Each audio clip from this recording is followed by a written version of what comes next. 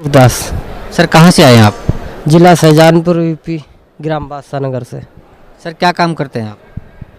मैं दरी का काम करता हूँ सर। सर परम संत सतगुरु रामपाल जी महाराज की शरण में आने से पहले आप कौन सी भक्ति करते थे? पहले तो मैं कोई भक्ति नहीं करता था, ना मैं पढ़ा लिखा था, ना मैं भक्ति के बारे में जानता था, ना गुरु मर्यादा जानता था, भागवत गीता क्या होती है मैं कुछ भी नहीं जानता था।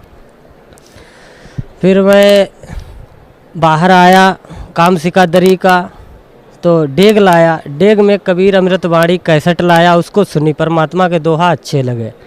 उससे पहले मैं सारे गलत काम करता ही था, तो फिर उसके बाद में मैंने दोहा सुने, परमात्मा की आत्मा मेरी जागृत हुई, धीरे धीरे दोहा सुनते, और काम गलत ही कर रहे थे सारे, सब काम कर रहे हैं, शायद ही कोई छुटा हो, नहीं तो मैंने सारे काम किए हैं। तो फिर उसके दोहा सुनने के बाद में मेरी आत्मा जागृत हुई, तो हमने सोचा परमात्मा को भी याद करना चाहिए, तो मंदिर जाना शुरू करा था। मंदिर जाते ही हमारे एक ऐसा झटका लगा कि मैं 4 महीने के लिए बीमार हो गया। फिर छूट गया वहाँ से मेरा। फिर मैं आया, फिर मेरी शादी हुई,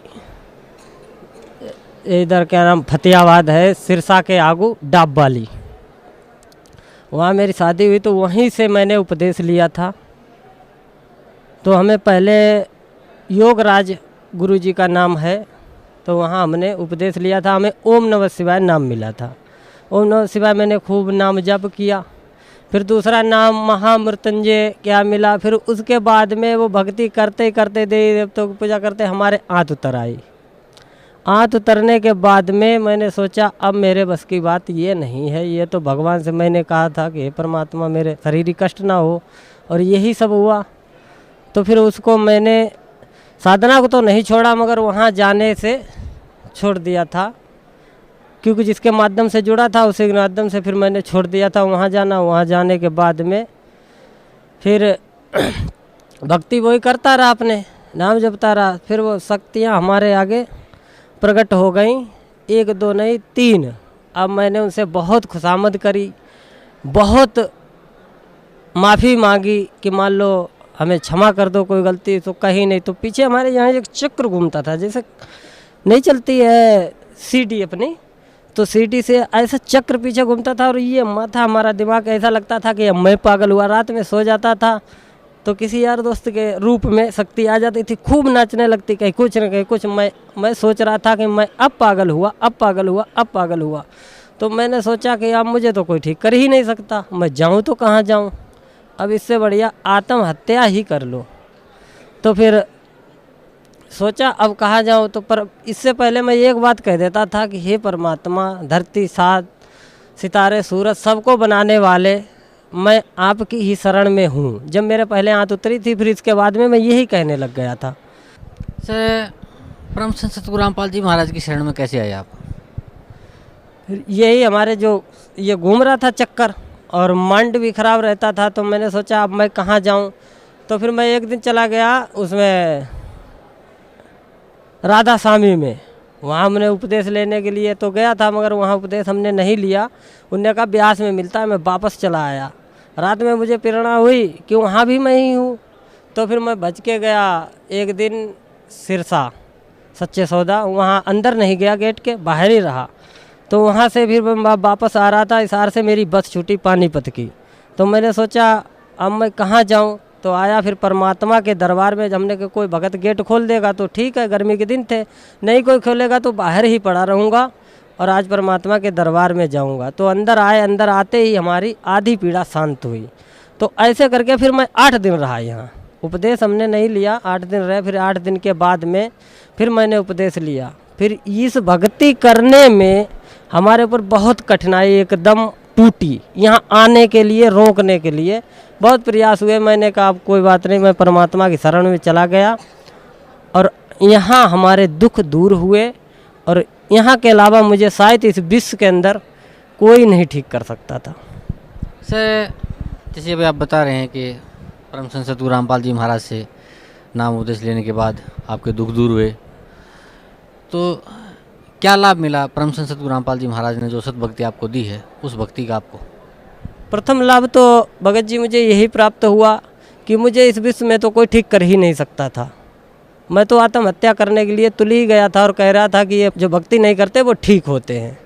तो परमात्मा के दरबार में आके मुझे फिर से भक्ति मिल गई और मेरा जीवन दान भी मुझे मिला और मैं अपने आप से बच गया और एक टेबलेट भी नहीं ली और मैं सुरक्षित हूँ आज और ठीक हूँ। से भगत समाज को क्या संदेश देना चाहते हैं आप? भगत समाज से यही प्रार्थना करूँगा कि यहाँ के अलावा पूरे विश्व में कहीं भी सत भक्ति नहीं है। जो भक्ति है सिवाय बड़वाला के अलावा कहीं नहीं है, कुछ भी कहीं नहीं है। आप कहीं भी जाओ, मैंने सब करके देख लिया, देवी देवताओं को भी देखा, पूजा पाठ भी कर ली थोड़ी बहुत जो भी हमारे से बन सकी, और तीर्थ व्रत भी हमने करे और सबके सत्संग भी सुन लिए। और जो ये परमात्मा का जीता जागता ज्ञान है, इस ज्ञान से अगर आत्मा रोती है, अगर 10 मिनट कोई सत्संग सुन ले तो उसकी आत्मा हंसने लग जाएगी। अपना ये विश्वास है भगत जी कि आत्मा उसकी हंसने लग जाएगी। जैसे अभी आप बता रहे हैं, आप तीर्थ व्रत भी गए, राधा स्वामी में भी गए, डेरा सच्चा सौदा में भी गए और फिर आप सतलोक आश्रम बरवाला जिला हिसार हरियाणा में भी आए। तो यहाँ की जो व्यवस्था है, यहाँ का जो प्रबंधन है, उसके बारे में क्या कहना चाहते हैं आप? यहाँ जैसी व्यवस्था है ऐसी भगत जी कहीं नहीं है। मैं यहाँ पर 8 दिन रहा लगातार, तो एक दिन हमारे मन में ये प्रेरणा आई कि हम तो काम करने वाले हैं, घर पे तो खाली रहते नहीं हैं, चलो एक दिन चलते हैं वहाँ पे सेवा मांगते हैं भगत जी से। तो मैंने कहा भगत जी लाओ थोड़ी हम भी सेवा कर लें, क्योंकि 8 दिन हो गए मेरे से किसी ने कुछ पूछा नहीं। अगर होटल में खाएं तब भी 50 रुपये पड़ते हैं खाने के, और यहाँ तो 3-3 टाइम मैं भोजन खा रहा हूँ। तो फिर जाके पूछा मैंने, भगत जी लाओ थोड़ी सेवा कर लें। भगत जी ने कहा नहीं भगत जी आप सेवा नहीं कर सकते हो, क्योंकि आपको भी सतनाम भी नहीं प्राप्त हुआ है और आप ऐसे थोड़ा बहुत जो भी करना चाहते हो कर सकते हो, लेके सेवा आप नहीं कर सकते हो। तो फिर मैं वापस फिर चला आया और 8 दिन यहाँ रहा। किसी भगत ने कोई बात मेरे से पूछी भी तक नहीं कि आप यहाँ कैसे बैठे, क्या कर रहे, क्या नहीं। खाना खाया आपने लेटे पड़े, खाना खाया लेटे पड़े, भगवान का ज्ञान सुना और बस फिर मैं यहाँ से चला गया। तो भगत जी यहाँ पे जो है ना ही तो किसी ने 1 रुपया लिया। शुरू में मैं आया था नामदान लेने के लिए, तो केले लेके आया था। तो परमात्मा के दरबार में आते ही भगत जी ने गेट पे पूछा कि आप उपदेश लोगे? तो हमने कहा भगत जी मैं सत्संग सुनने के लिए आया हूँ। तो बोले भाई अपना वहीं रख दो दूर, और जाने तो लेके जाना, अगर उपदेश लोगे तो सेवा ले लेंगे, नहीं तो हम नहीं लेंगे और आप अपना साथ में लेके चला जाना। तो हम आए, फिर हमने नामदान लिया, तो वो हमारी सेवा कबूल हुई और यहाँ एक भी पैसा किसी प्रकार का नहीं लगा, ना खाने का ना पीने का। और मैं 8 दिन यहाँ पर रहा और 8 दिन रह के मैंने खूब देखा और आके एक दूसरे भगत तीसरे चौथे से पूछता भी रहता था।